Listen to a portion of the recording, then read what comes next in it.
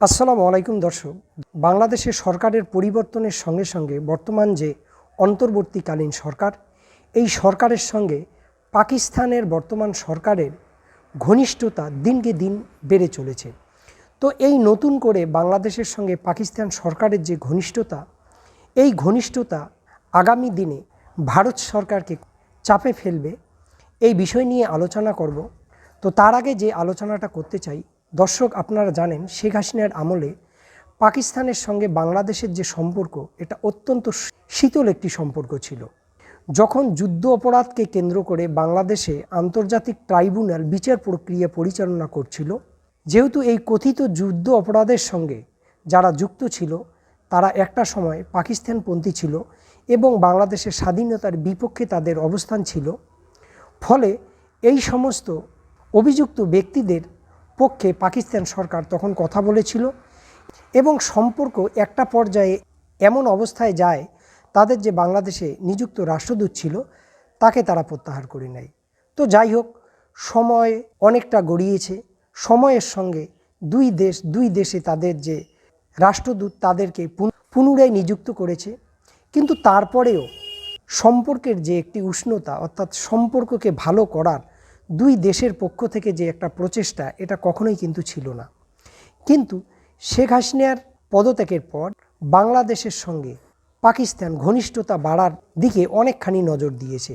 এটার সবচেয়ে বড় প্রমাণ হচ্ছে, আপনারা জানেন বর্তমানে বাংলাদেশে ভয়াবহ বন্যা পরিস্থিতি তৈরি হয়েছে এবং এই বন্যা পরিস্থিতির কারণে প্রায় কয়েক লক্ষ মানুষ ক্ষতিগ্রস্ত এবং সেখানে প্রাণহানির মতো ঘটনা ঘটছে।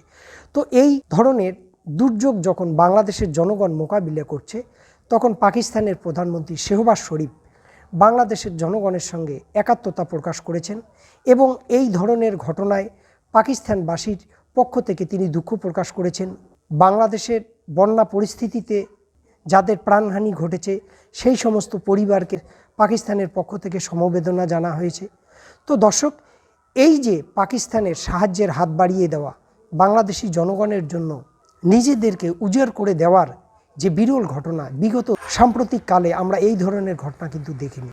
তো দর্শক, এই যে পাকিস্তান এবং বাংলাদেশের নতুন সরকারের মধ্যে যে এই ঘনিষ্ঠতা ভূ রাজনৈতিক ক্ষেত্রে অত্যন্ত গুরুত্বপূর্ণ একটি বিষয়।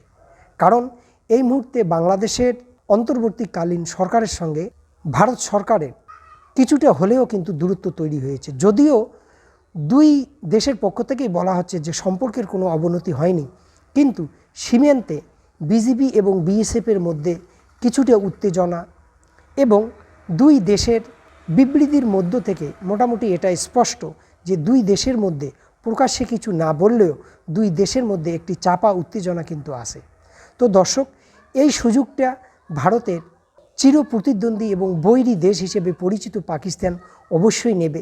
পাকিস্তান চাইবে যে এই উপমহাদেশে ভারতকে যাতে বন্ধুহীন করা যায়, এই প্রচেষ্টায় তারা সারাক্ষণ থাকে এবং এই যে সুযোগটা তৈরি হয়েছে, এই সুযোগটা অবশ্যই তারা লুফে নেওয়ার চেষ্টা করবে।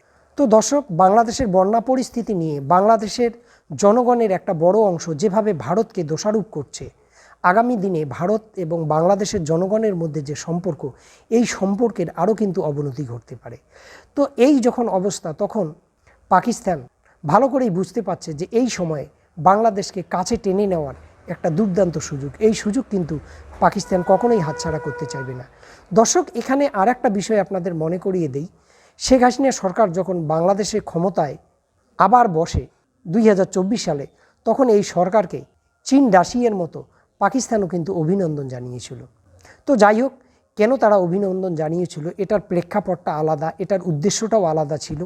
কিন্তু নতুন যে পরিস্থিতিটা তৈরি হয়েছে, এই পরিস্থিতিটা অবশ্যই ভারতের ভূ রাজনীতির ক্ষেত্রে কিছুটা হলেও ভারতকে চাপে ফেলবে বলে অনেক বিশেষজ্ঞই কিন্তু মনে করছে। তো দর্শক, ভালো থাকুন, সুস্থ থাকুন, আল্লাহ হাফেজ।